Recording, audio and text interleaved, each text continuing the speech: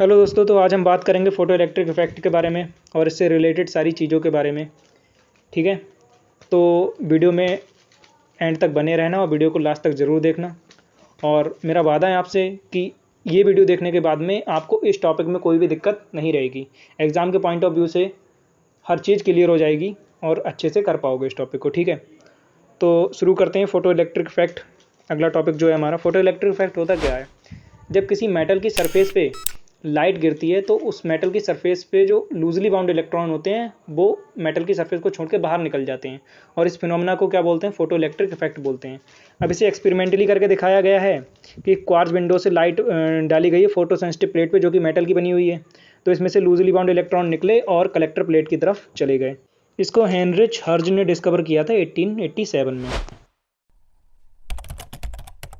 Next topic है हमारा photo electrons and photo electric current. तो फोटो इलेक्ट्रॉन्स वो इलेक्ट्रॉन होते हैं जो फोटो इलेक्ट्रिक इफेक्ट के दौरान निकलते हैं। ठीक है, मतलब लाइट स्ट्राइक करी, इलेक्ट्रॉन्स निकले, उन्हीं इलेक्ट्रॉन्स को फोटो इलेक्ट्रॉन्स बोलते हैं और वो इलेक्ट्रॉन जो करंट फ्लो करेंगे उसको फोटो इलेक्ट्रिक करंट बोलते हैं। ठीक है, इतना आगे बढ़ते हैं, बात करते हैं थ्रेशोल्ड फ्रीक्वेंसी की। तो किसी भी मेटल की सरफेस से इलेक्ट्रॉन निकालने के लिए जो इंसिडेंट रेडिएशन है उसकी फ्रीक्वेंसी जो है वो थ्रेशोल्ड फ्रीक्वेंसी के बराबर होनी चाहिए या उससे ज़्यादा होनी चाहिए। अगर इंसिडेंट रेडिएशन की जो फ्रीक्वेंसी है वो थ्रेशोल्ड फ्रीक्वेंसी से कम हुई तो वो इलेक्ट्रॉन निकाल नहीं पाएगी। ठीक है, और हाँ यार, ये मेरी पहली वीडियो है तो आपको अगर वॉइस ओवर में कोई भी कमी लग रही है या कोई प्रॉब्लम हो रही है तो आप मुझे कमेंट में बता दो, अगली बार से मैं उसको सुधार लूँगा। अब बात करते हैं कुछ मेटल्स की, लाइक सोडियम हो गया, लिथियम हो गया, सीजियम हो गया, रुबिडियम हो गया, पोटेशियम हो गया। ये ऐसे मेटल हैं जो हाईली सेंसिटिव होते हैं और विजिबल लाइट पड़ने पे ही इलेक्ट्रॉन को लूज़ कर देते हैं।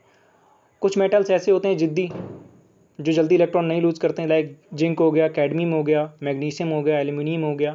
ये अल्ट्रावायलेट रेस पड़ने पर ही इलेक्ट्रॉन को लूज़ करते हैं और एक्स रेस किसी भी हैवी मेटल में से भी इलेक्ट्रॉन को इजेक्ट करा सकती हैं, लूज़ करा सकती हैं। ठीक है, अब बात करते हैं effect of intensity of light on photo electric current. ठीक है, तो number of photo electrons emitted per second is directly proportional to intensity of light. ठीक है, क्या है इसका मतलब कि अगर हम इंटेंसिटी बढ़ाएंगे तो नंबर ऑफ फोटो इलेक्ट्रॉन्स हैं वो बढ़ जाएंगे, फ्रीक्वेंसी इंटेंसिटी घटाएंगे तो नंबर ऑफ फोटो इलेक्ट्रॉन्स कम हो जाएंगे।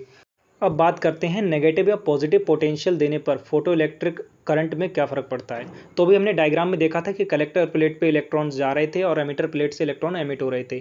तो अगर हम पॉजिटिव पोटेंशियल देंगे कलेक्टर प्लेट को तो इलेक्ट्रॉन्स होते हैं नेगेटिवली चार्ज, तो कलेक्टर प्लेट उन सारे इलेक्ट्रॉन्स को अपनी ओर खींच लेगी और करंट बढ़ जाएगा। लेकिन अगर हम बात करें नेगेटिव पोटेंशियल की तो इलेक्ट्रॉन्स भी नेगेटिवली चार्ज होते हैं और हम पोटेंशियल भी नेगेटिव दे रहे हैं, तो उस केस में क्या होता है कि इलेक्ट्रॉन रेपल करने लगेंगे।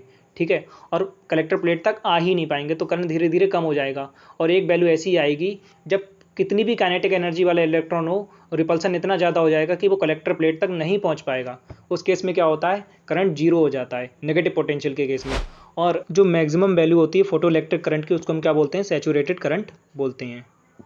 समझा ही दिया है कि नेगेटिव पोटेंशियल अप्लाई करने पे क्या होगा कि रिपल्सन ज़्यादा बढ़ जाएगा, तो काइनेटिक एनर्जी चाहे कितनी भी ज़्यादा हो पर इलेक्ट्रॉन कलेक्टर प्लेट तक नहीं पहुंच पाएगा और करंट धीरे धीरे करके जीरो हो जाएगा। ठीक, और रिटार्डिंग पोटेंशियल है नेगेटिव पोटेंशियल की वो वैल्यू जहाँ पे करंट जीरो हो जाता है उसको क्या बोलते हैं, कट ऑफ पोटेंशियल या स्टॉपिंग पोटेंशियल बोलते हैं। ठीक है, समझ आ रहा है। आगे बढ़ते हैं अपने नेक्स्ट टॉपिक की तरफ। अब क्या है ना, जब कोई रेडिएशन किसी मेटल की सरफेस पे इंसिडेंट कर रही है तो वो क्या कर रही है, मेटल की सरफेस को एनर्जी प्रोवाइड कर रही है उसके इलेक्ट्रॉन को बाहर निकालने के लिए। तो जो एनर्जी प्रोवाइड कर रही है वो एनर्जी दो पार्ट में डिवाइड हो जाती है। पहली एनर्जी जो इलेक्ट्रॉन को बाहर निकालने के काम आती है और दूसरी एनर्जी जो उस इलेक्ट्रॉन बाहर निकले हुए इलेक्ट्रॉन को काइनेटिक एनर्जी प्रोवाइड करवाने के काम आती है। ठीक है, अब क्या होता है कि हमारे कलेक्टर प्लेट पे नेगेटिव पोटेंशियल है और इलेक्ट्रॉन तो वैसे ही नेगेटिवली चार्ज है, उसके पास काइनेटिक एनर्जी भी है। तो जब कट ऑफ पोटेंशियल आता है या जीरो फोटो इलेक्ट्रिक करंट हो जाता है उस केस में क्या होता है कि काइनेटिक एनर्जी होती है वो पोटेंशियल के बराबर हो जाती है। ठीक है, तो K max is equal to E V naught. और हाँ, काइनेटिक एनर्जी होती है जो इलेक्ट्रॉन की वो एमिटर प्लेट के मटेरियल पे डिपेंड करती है और सोर्स पे डिपेंड करती है, लाइट के सोर्स पे, पर वो इंडिपेंड होती है इंटेंसिटी के। इंटेंसिटी को कम या ज़्यादा करने से काइनेटिक एनर्जी पे कोई फ़र्क नहीं पड़ता है। काइनेटिक इंटेंसिटी क्या करती है? इंटेंसिटी नंबर ऑफ इलेक्ट्रॉन्स को बढ़ाती है ना, वो काइनेटिक एनर्जी नहीं प्रोवाइड करवाती, वो नंबर ऑफ इलेक्ट्रॉन्स को बढ़ाती है। तो अब बात करते हैं effect of frequency on photo electric current. अब क्या होता है कि फ्रीक्वेंसी बढ़ाने से फोटो इलेक्ट्रिक करंट बढ़ जाता है, फ्रीक्वेंसी कम करने से, अगर थ्रेशोल्ड फ्रीक्वेंसी से कम कर दी तो फोटो इलेक्ट्रिक करंट जीरो हो जाएगा। थ्रेशोल्ड फ्रीक्वेंसी के बराबर है तो कुछ मिनिमम वैल्यू रहती है। और जब फ्रीक्वेंसी बढ़ाते हैं तो फोटो इलेक्ट्रिक करंट बढ़ जाता है, क्योंकि मैक्सिमम काइनेटिक एनर्जी जो होती है इलेक्ट्रॉन्स की वो बढ़ जाती है। और इन इलेक्ट्रॉन्स को रोकने के लिए ग्रेटर रिटार्डिंग पोटेंशियल, ठीक है, नेगेटिव पोटेंशियल जो है वो ज़्यादा चाहिए इन कम्प्लीटली इलेक्ट्रॉन्स को रोकने के लिए। अब हम बात करते हैं time travel between incident of radiation and the emission of electron. Incident के पढ़ने से और एमिशन इलेक्ट्रॉन के एमिट होने से जो टाइम गैप रहता है वो कितना 10⁻⁻⁹ सेकंड या फिर नैनो सेकंड्स का रहता है, ठीक है। समझ में आया क्या?